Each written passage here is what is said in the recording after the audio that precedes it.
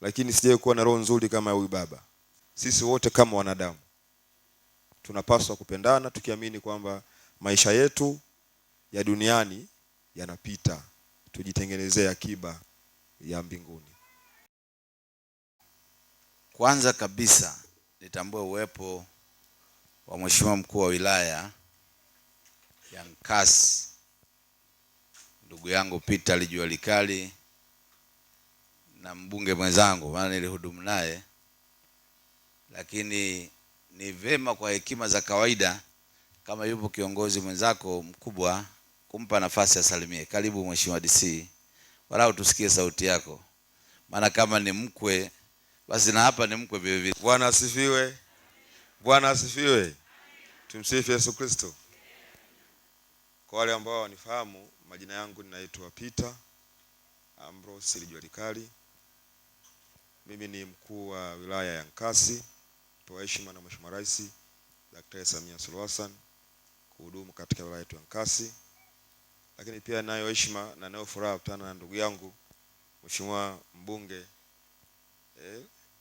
Mbunge wenu ni mtu mzuri sana. Mpigeni makofi. Unajua hawa bunge wengine hawa wakiona mtu anakuja kama hivi, ana vifushi kama vile, anatoa misaada, wanaanza kununa. Huyu anataka jimbo, anataka nitoe huyu. Huyu bwana huyu, ana shida gani hapa? Au mtoto wake ndio anamuandaa achukue jimbo hili. Kwa hiyo kunakuwa na makelele mengi. Lakini ndugu yangu huyu ninamfahamu, ana moyo mzuri.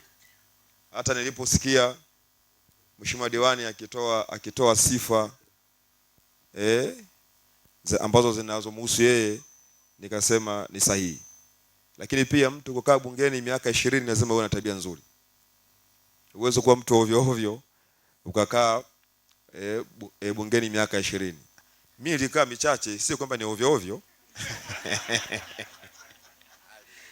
Mimi nilihama, nilikuwa Chadema, baadaye nikaona upepo huu, sasa hapa itakuwa siasa. Mambo yale ya Farujoni na nini. Kwa hiyo lakini namshukuru Mungu kwa maisha ya ndugu yangu Alfred. Yeye tumeoa sehemu moja. Mimi nimeoa mtoto wa mwisho wa familia ya kina Rumuli. Mke wangu naomba simame. Chombo hicho. Njoo kwanza kidogo, njoo kidogo.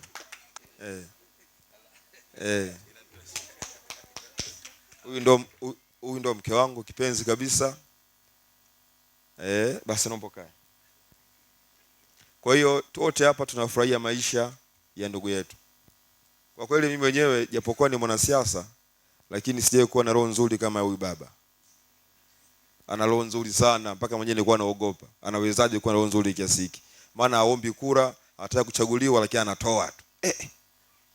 Kwa hiyo kwa kweli tuna kila sababu ya kusherehekea maisha yake na kujifunza. Sisi wote kama wanadamu tunapaswa kupendana, tukiamini kwamba maisha yetu ya duniani yanapita.